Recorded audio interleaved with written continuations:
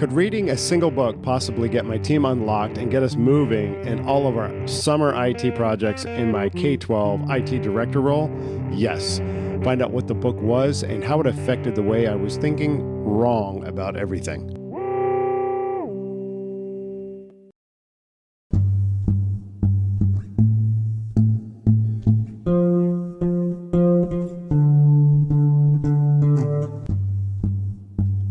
You are listening to the IT Path Podcast. I'm your host, Dana Morrison. Let's go and help you claim your journey into IT.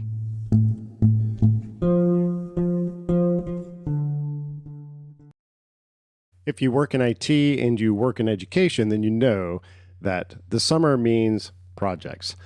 It is the summer of 2017, and my job in K-12 as a IT director, and we have a ton of projects to do, but nothing is going right.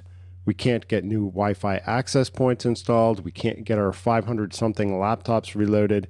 We can't get our mobile device management system working. We have 6 projects, and I'm worried that we won't have any of them done before the end of the summer. Someone told me to read a book, The Pheonix Project, a novel about an IT department of a fictional auto parts company, and I realized the problem wasn't my team, the problem was me. Here's the story. It is the summer of 2017, and this is now my third role in IT education, IT as an IT administrator in education, K-12 education. And my first role was at East Grand School, and that began in 1998. I had been doing a little bit of contract work before that. However, next school I went to Hodgdon. That was from 2011 to 2014. And from there, we moved to North Carolina, Grace Christian School in Raleigh, North Carolina. I had been regularly employed now in IT for 19 years by the time we reached 2017. So my education, in education, you have to understand that when you get into the summer means projects. It is a busy time in K-12 education, especially if the school is not a year-round school. I know in this busy area, a lot of schools are year-round. They're doing projects all the time. I don't know how you handle it. It's crazy because there's nothing like having everybody out of the building. A lot of your office administration is even taking vacation. So this is just the time to get projects done. So we were re-imaging computers, and working on infrastructure, running wires, upgrading student information system, all sorts of different things this particular summer. And when I say re-imaging computers, I'm not actually talking about like a photo image. I'm talking about what we call the image on a hard drive, which is all the little bits, the ones and zeros that make that computer work. So you can make an image and then you can load it onto a laptop. And when you load it onto a laptop or a desktop or whatever, that image is basically the imprint of the entire operating system that you want to have loaded, software installed, everything. So this was a process of building out images this particular summer. So why summer? Yeah, you get it. It's nobody's in the building. Makes it really easy to get work done. Schools are fortunate if they are not on a year-round schedule, for sure. You can get all that work done. You can get it budgeted out, completed. So a good strategy is to limit summer projects to what you know you can handle. You have to plan everything out. You have to figure out like where all of these projects are going to lead and the time and energy that it takes to get them done. Not everything can get done, and that's why we have budgets. They exist to limit our spending. So this particular summer, we had quite a few things going on. We had a new ISP, internet service provider, being installed with a fiber connection at each of 2 campuses, plus a connection that actually linked the 2 campuses together. This was just excellent for the school because it meant that one building could go down, and as long as the buildings could talk to each other, then the other building could provide the internet service to the other building. So it was a great failover for us. We were upgrading our wireless infrastructure, second on the list. We had a lot of access points. I say a lot of access points, which is not much if you're in a hospital, but in a building where you have to run a lot of wire, 35 to 40 access points, that's quite a bit of work. So those wires needed to be run, and the access points needed to be mounted and tested and all of that in these new access point locations. So the network has to completely be tested before you can actually just roll out your network when people come back, because otherwise you're going to have internet issues. The last thing you want on the first day of school is to set a bad precedence with your teachers by not having your networks tested properly. So that was going on. Then we had the reimaging of the laptops. A new operating system was out. There was just a lot of things going on there with trying to make that work on these particular laptops. We were using Macs, but there was a major update, and this update was causing an issue in our imaging process where we were, copying these images onto these Macs, and they would fail. Like, some would work and some wouldn't. There was no rhyme or reason that we could see. We were having this is number 5 now. We had a major update to a system called FileWave. That is a MDM, a mobile device management system. A mobile device management system is in education or wherever, allows you to control the device very cleanly, so that if a patch needs to go out, or if new software needs to be installed, or whatever needs to happen, that can happen through the MDM instead of having to hand touch every computer. So that's important. We had new scripts that needed to be deployed on that, and scripts run on the MDM, so that when the computer reaches out to the MDM and says, "Hey, here I am. What do you have for me?" The scripts tell it, "Hey, this is what I want you to do. I want you to connect to the Active Directory server. I want you to establish an account," or whatever it is. So all of those things were going on. Plus, we had to clean up a rat's nest of wires. Oh, and I skipped one. I skipped number 3. That was we were replacing just about every projector. It seemed like across 2 campuses. An incredible task when you think about now. We wanted to mount them and have the HDMI jack on the wall, which was excellent for the teachers. But that's a lot of work to get all of that in place. So that was a lot of stuff going on. Our hands were full. Every day the team would come in. So this was kind of our cadence. So, and how we had our summers established to work. We would make an arrangement with some students. We would pay them. We would have them come in on the summer and begin basically the week that school let out. They would come in, and we would meet in the mornings. We would walk through what we needed done that particular day. I say we, it was basically me coming up with this whole plan. I would send them on their tasks, and they would come back if they had questions. And this summer was so crazy. I was so fearful of not being ready for this school year.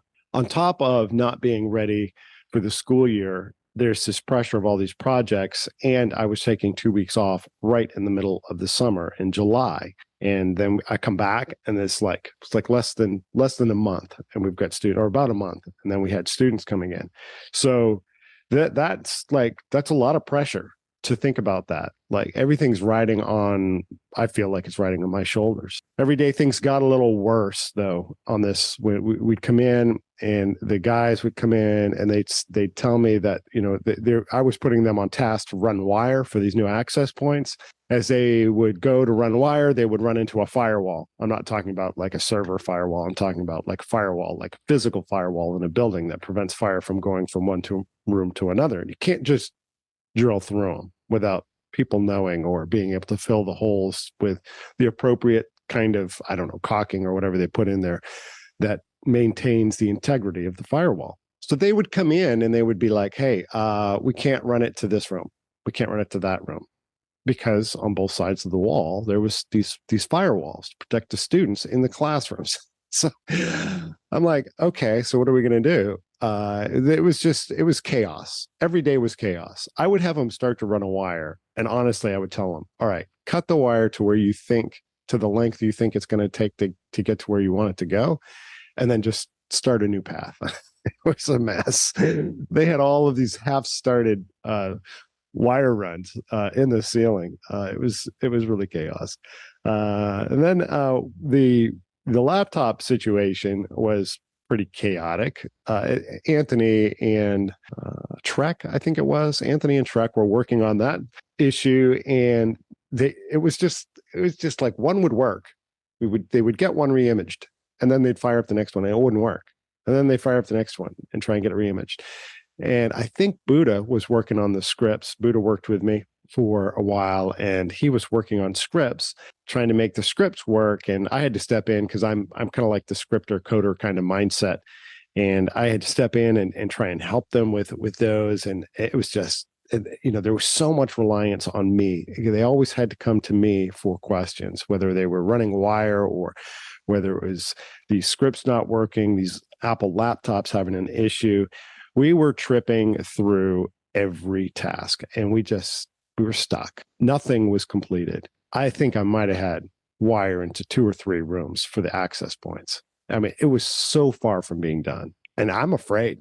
Well, this guy, JB, who works in big data, works in the healthcare industry, he told me, you need to read this book. You need to read the Pheonix Project. And I'm like thinking in my head, he'd been telling me this over the course of a year, by the way. And I've been thinking in my head, like, a book, how is that possibly going to help me? How is that possibly going to help my department? Reading a book, and especially a book that's a novel about an IT department. I'm thinking, this is ridiculous. But I had nothing done. I was going on vacation, and I had to travel. I was flying. I was flying. I knew that we'd be on the road a lot, and I needed to meet up with my family that was actually already in Maine. So I was like, okay, well, what do I have to lose here? I'm going to get this book. I'm going to start listening to this book. Maybe it'll give me some idea of something to do. And when we come back, I'll tell you how that went, because it totally transformed the way I was thinking. And I realized something very quickly, and that is, we are stuck at this point because of me. It's not my team. Let me tell you about that when we come back. Hey. This is Dana Morrison, host of the IT Path podcast, and I hope you are enjoying this week's episode. Are you interested in getting into IT? Let me ask you one simple question. What is holding you back? IT Path is dedicated to developing a community, content, and courses that will help you get unlocked and stay unlocked on your IT journey. I have more than 25 years experience in IT, and I want to share with you what I've learned and give you the tools to succeed on your very own IT path. Even if you are just starting out on your IT journey, we're here for you. To find out more, simply go to itpath.net and sign up for the mailing list, and we will start by sharing some tips, tricks, and tools to help you get going and keep you going. Go to itpath.net and claim your journey. Start your IT path today. Thank you so much, and let's get back to the episode. After my last day at the school, getting ready to go on vacation, I began listening to the Pheonix Project. It's basically a story about an auto parts company called Parts Unlimited. The author of the book, there's 3, Gene Kim, which is called the father of now, they refer to him often as the father of DevOps, George Spafford and Kevin Bear. And the book is, I'm trying not to give spoilers in the book, but there might be some in here. So forgive me if you haven't read the book. I'm going to hit some things that were really transformational for me. Their auto parts company things were constantly breaking. Things were constantly failing. They couldn't get their projects done. Work was halted. I'm like, man, who told them my story? It's like, this is me. This is where I'm at. And as the book unfolds, one character keeps coming up. And if you've read the Pheonix Project, you know exactly where I'm going with this. There's a character in the story, Brent. And Brent is the guy holding everything together. He's like the glue for the IT department at this auto parts company. Things aren't documented. So who do they ask? They ask Brent. Brent knows the answer. No one can fix it. Things are broken. Maybe it's a database server or whatever. Well, Brent to the rescue, because he's got the knowledge in his head. How do we, whatever it is, how do we do this? It was Brent. Brent was in the middle of everything. He fixed, he patched, he hacked, He bubble gummed everything together. I'm thinking, oh my goodness, this is just crazy. I'm on an airplane flying to Maine for vacation, and I have an epiphany. I am Brent. I am Brent at Grace. I am the guy that they have to keep coming to. I am the guy who knows the answer. I'm the guy who can fix it. And everybody's always leaning on me. There's no self-reliance in our team. People don't feel authorized to get their work done. So they have to come to me to get answers. And I'm just one person. And we have 6 projects. How is this ever going to work? So my mind at this point is racing through their projects. And I'm thinking about how I'm tethered to everything. The wiring. They don't know what to do. So where do they come? They come to me. I don't know what to do necessarily on this wiring thing either, because they keep running into these firewall issues and we have to keep getting maintenance involved to kind of poke through these to give us drops into these classrooms, wired drops into these classrooms. So I was involved in that. I was involved in the file wave scripts. I'm a scripting guy. I love to script. And by the way, there was no chat GPT in these days. So you really had to know your stuff and you had to figure it out on your own. So who knew the file wave scripts? I did. Who knows the imaging process better than anybody in the school? I do. Who knows how the ISP connection should fail over this whole process? It's me. I'm Brent. So now what? I'm stuck. I'm just mentally just steeping in this book, trying to figure these things out. Like, let some of this come into me. I'm like the hot water in the cup, and the tea bag is new strategies and new information. And I'm trying to let that stuff get soaked into my brain, absorbed into my brain. All I can do is keep listening to the book at this point. And it's strategies and things started to just come out of this. I blow through the book. It's a 14-hour audiobook, by the way, so it's not short. And each chapter, it's like a key that's unlocking part of my brain. And I'm starting to think about new ways to think about these problems. I started to write things down, and I met up with my family in Maine after I'm only like, I don't know, 3 or 4 hours into the book.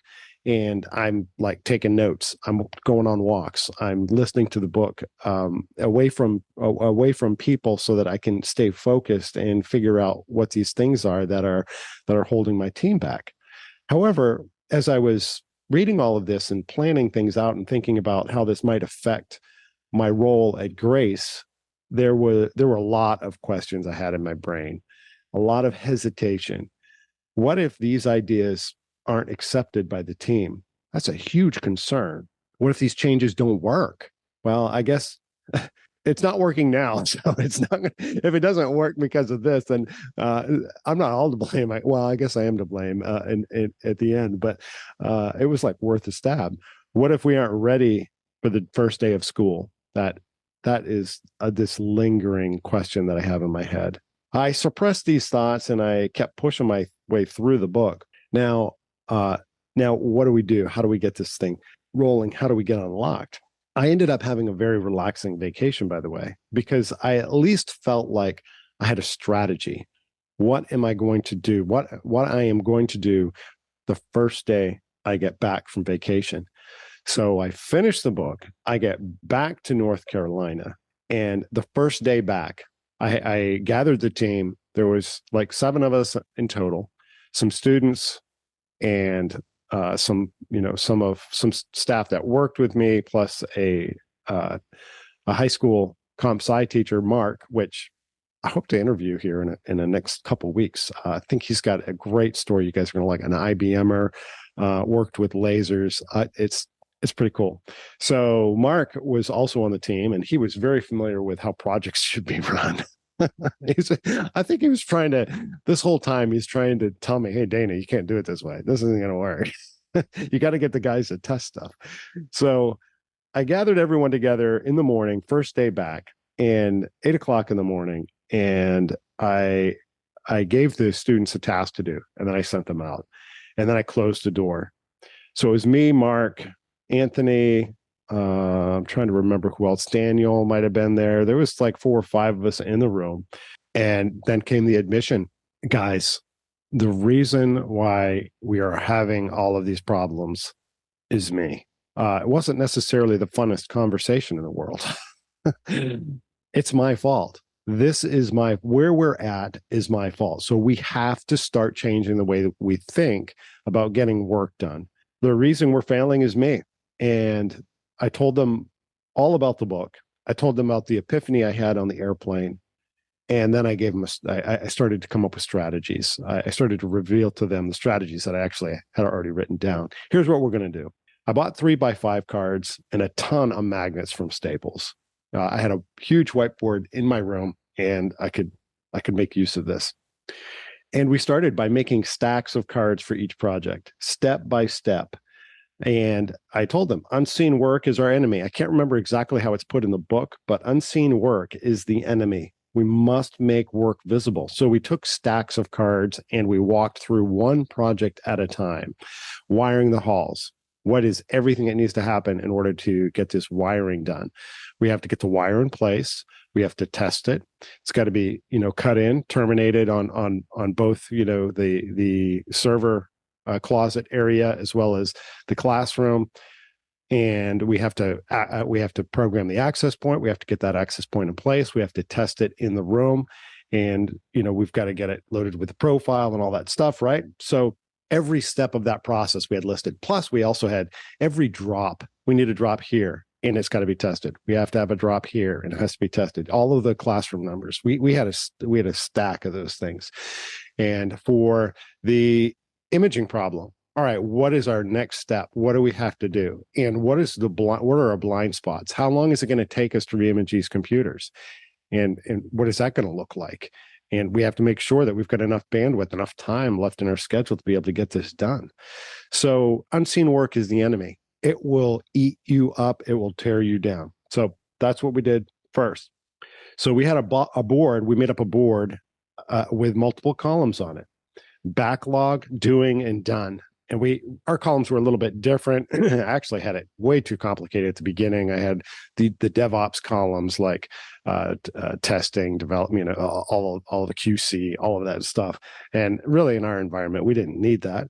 So we later adjusted it to the backlog, what we're doing, and what's done. And we celebrated what was done. So when people got to move their cards over, it was like, yes, all right, this card got moved over. That's awesome. So that backlog was gradually getting chewed up. We had to have a change in mindset. We no longer would I be in the middle, right? This is where this whole epiphany was coming from, right? This is rooted in that. I can't be in the middle of everything that is going on.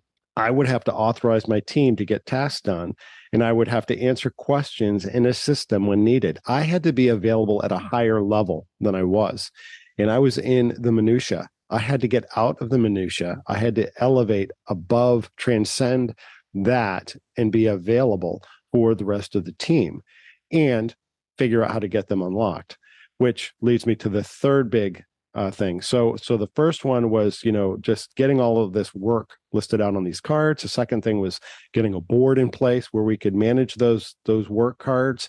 And then the third thing was Scrum. And that is a stand-up meeting in the morning that's very focused. Our scrums in the morning were just all over the place. People talking about whatever. So I nailed it down with the team. I said, look, we have 15 minutes, no more than 15 minutes. And a lot of the scrums actually took a lot less than 15 minutes. Did you achieve your goal from yesterday? What's in the way? And where do you want to be for tomorrow? What are you going to have done? And we would go through that each morning. What are the cards that we can knock out, right? What did you, and did something get in the way? Well, the firewalls thing is in the way. We can't get our wires done. Okay, here's what we're going to do. You guys go start pulling wire. Let me go talk to BJ in maintenance, and let's figure out if we can get somebody at least for a few hours to pre-drill all of these holes through the firewall, so that all they have to do is come back and fill them in after we're done. And that's what we did. And that sped up the entire process in a couple hours, probably 3 or 4 hours. I don't know what it was. We had Paul or somebody from maintenance come and started drilling holes, and it was, that part was no longer an obstacle. It wasn't something like they had to keep coming to me every day and saying, we can't get this done. We can't get this done. So it freed them up. It freed up their bandwidth. How did it free up their bandwidth? This all I did was take some time and have a conversation with maintenance. That was it. That was all that needed to happen, and that is what got us unlocked and moving. So so looking at our board, what we did was we were quickly able to identify the blockades. FileWave, the issues there. Reach out, start a ticket with FileWave. Let's see if we can figure out what's going on there. The issues with the Macs, let's dig in online and see who else is having this the same problem that we're having, instead of us just trying to beat our heads, and try and solve that all by ourselves. So what did this look like practically? 8:00 in the morning, everybody would come in. The stand-up meeting would start. It was no longer than 15 minutes. They had their questions. What did you do? What did you get achieved from yesterday? What are you going to get achieved by tomorrow, and what's in the way? Then I would take the work card, or they would take the work card. They would go get it done. If there was a problem, they would come back to the IT office, and we would regroup and talk about what the challenges were, what the problems were. And one of the biggest challenges was the computer situation. Now that I'm relying on myself, now that I wasn't relying on myself, right? I was relying on others. Mark stepped in. So Mark's the IBMer, and the former IBMer, right? He said, we need to define a good test and QC process for the laptops. And all I had to do was say, Mark, go do it. Figure out how you want that QC process to look. And that's exactly what he did. So he started working with these two people. So here's somebody who's available to be a mentor to these people, and he's there as a resource this whole time. And I'm just totally missing it because I'm so totally caught up into myself and my own knowledge. I said, do it. So he did. And so they would image like 5 at a time, and they would run a test. They would see how many, they would boot them up, and they would check for failure, and they would move through it. And this was after we got the issue resolved, and there was some obscure issue with Mac OS in that particular version, and they got it done. So I was authorizing work instead of being in the middle of the work. And that is so important. So we blew through the projects. And we had bandwidth to spare at the end. And that was the greatest feeling. So within 2 weeks of that meeting, we were about 90% complete. It was crazy how fast the team achieved when I got out of the way. The ISP was installed, failover was working. The upgraded test, well, actually, that one took a little bit longer to get the failover working. When they installed the ISP, when the ISP was finished, there was a VLAN issue. Anyway, but it did take a little longer to get that one solved, but it was part of that 10% that was left to fix. Upgraded and tested the wireless, all 100%. I had the students go through, take the little app, the network analyzer app on a Android phone, and they walked through the corners of the room to see where the signal stood.